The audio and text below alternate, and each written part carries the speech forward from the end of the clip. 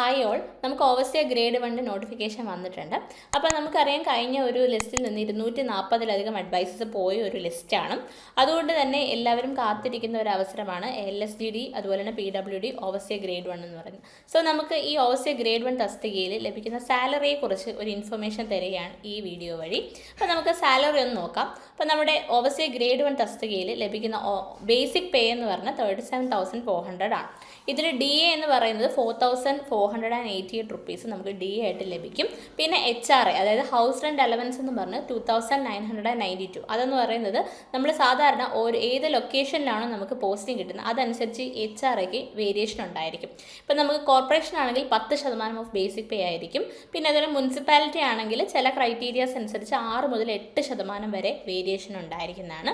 പഞ്ചായത്താണെങ്കിൽ HRA എന്ന് പറഞ്ഞാൽ basic പേയുടെ 4% ആയിരിക്കും. അപ്പോൾ നമുക്ക് ബേസിക് പേ 37,400, DA അഡിയർനസ് അലവൻസ് 4,488, അതുപോലെ ഹൗസ് റെൻറ്റ് അലവൻസ് നമുക്ക് 10% കോർപ്പറേഷന്, അതുപോലെ തന്നെ മുനിസിപ്പാലിറ്റി, പഞ്ചായത്ത് എവിടെയാണ് ലൊക്കേഷൻ കിട്ടുന്നത് അതനുസരിച്ചാണ് നമുക്ക് നമ്മുടെ ബേസിക് പേയുടെ ഒരു ശതമാനമാണ് നമുക്ക് HRA ആയിട്ട് കിട്ടുന്നത്. ഇത്രയാണ് നമുക്ക് സാലറി ആയിട്ട് കിട്ടുന്നത്. പക്ഷേ ഇത് മൊത്തം നമ്മുടെ കയ്യിൽ കിട്ടത്തില്ല, കുറച്ച് ഡിഡക്ഷൻസ് ഉണ്ടായിരിക്കും. അപ്പോൾ ഡിഡക്ഷൻസ് എന്തൊക്കെയാണെന്ന് നോക്കാം. PF നമുക്ക് 4,000 രൂപ PF ഡിഡക്ഷൻ ഉണ്ടാകും. പക്ഷേ PF ഒക്കെ ചോയ്സ് ആണ് എത്ര രൂപ ഇടണമെന്നുള്ളത്. പക്ഷേ ഒരു മിനിമം എമൗണ്ട് എല്ലാവർക്കും സ്പെസിഫൈഡ് ആണ്. നമുക്ക് എത്ര എമൗണ്ട് വേണമെങ്കിലും ഇടാം. നമുക്ക് നമ്മുടെ ഇഷ്ടം അനുസരിച്ച് PFലേക്ക് എമൗണ്ട് ഇടാം. ഞാനിപ്പോൾ ജസ്റ്റ് ഇവിടെ 4,000 എന്നുള്ളത് ഒരു സാലറി സ്ലിപ്പിൽ ബേസ് ചെയ്ത് ഇട്ടു എന്ന് മാത്രം. പിന്നെ ഗ്രൂപ്പ് ഇൻഷുറൻസ്, ജീവൻ രക്ഷ, മെഡിസെപ്പ്, ഇത് മൂന്നും നമുക്ക് എമൗണ്ട് ഫിക്സഡ് ആണ്. ഇത്രയും എമൗണ്ട് തന്നെ എല്ലാ ജീവനക്കാരും നമുക്ക് ഇടേണ്ടതാണ്. ഗ്രൂപ്പ് ഇൻഷുറൻസ് 1000, ജീവൻ രക്ഷ 1000, മെഡിസെപ്പ് 500. ഓക്കെ. പിന്നെ NPS, അതായത് നമ്മുടെ പെൻഷൻ സ്കീമിലേക്കുള്ളത് നമ്മൾ ബേസിക് പേയുടെ 10% പ്ലസ് നമ്മൾ നേരത്തെ പറഞ്ഞ ഡിയർനെസ് അലവൻസിൻ്റെ 10%. ഇത് രണ്ടും കൂടെ ആഡ് ചെയ്തിട്ടാണ് നമ്മൾ NPSലേക്ക് എമൗണ്ട് ഇടുന്നത്. പിന്നെ ലൈഫ് ഇൻഷുറൻസും ഞാൻ നേരത്തെ പറഞ്ഞ പോലെ PFനെ പോലെ തന്നെ നമുക്ക് ഇഷ്ടമുള്ള ചോയ്സ് അനുസരിച്ച് എമൗണ്ട് ഇട്ട് കൊടുക്കാവുന്നതാണ്. അപ്പോൾ ഡിഡക്ഷൻസിൽ വരുന്നത് PFും ലൈഫ് ഇൻഷുറൻസും നമ്മുടെ ചോയ്സ് അനുസരിച്ച് തുക ഇട്ട് കൊടുക്കാവുന്നതാണ്.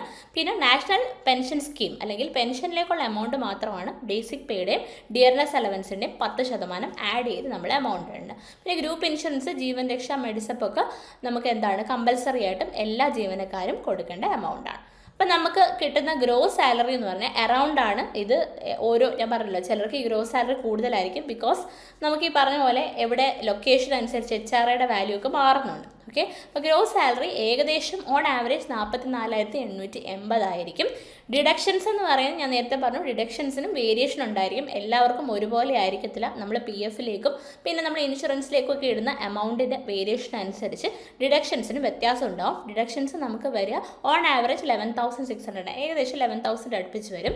അങ്ങനെ നോക്കിക്കഴിഞ്ഞാൽ ഒരു ഓവർസിയർ ഗ്രേഡ് 1 തസ്തികയിൽ കയറുന്ന ഒരു ജീവനക്കാരന് സർക്കാർ തരുന്ന നെറ്റ് സാലറി എന്ന് പറയുന്നത് അറൗണ്ട് 33,000 ആണ്. അപ്പോൾ ഏകദേശം 33,000 രൂപ നമ്മുടെ കയ്യിൽ സാലറി കിട്ടുന്ന ഒരു ജോബാണ് ഫസ്റ്റ് ഗ്രേഡ് ഓവർസിയർ.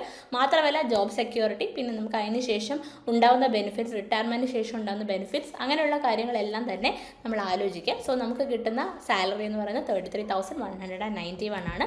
സോ ഈ വീഡിയോ നിങ്ങൾക്ക് ഉപയോഗപ്രദമായി എന്ന് വിചാരിക്കുന്നു. ഇതുപോലെ നമ്മൾ പല പോസ്റ്റുകളുടെ സാലറി ഡീറ്റെയിൽസ്, അതുപോലെ തന്നെ ജോബ് നേച്ചർ എല്ലാം തുടങ്ങിയ വീഡിയോസ് നമ്മളുടൻ തന്നെ ചാനലിൽ അപ്ലോഡ് ചെയ്യുന്നതാണ്. മാത്രമല്ല overseer grade 1 LSGD AE batches നമ്മുടെ എൻട്രിയിൽ സ്റ്റാർട്ട് ചെയ്തിട്ടുണ്ട്. കോഴ്സസിനെ കുറിച്ച് കൂടുതൽ ഡീറ്റെയിൽസ് അറിയാനേ താഴെയുള്ള ഫോം ഫില്ല് ചെയ്യുക. അതുപോലെ തന്നെ നമ്മുടെ ചാനൽ ആരെങ്കിലും സബ്സ്ക്രൈബ് ചെയ്തിട്ടില്ലെങ്കിൽ ചാനൽ സബ്സ്ക്രൈബ് ചെയ്യുക. Thank you.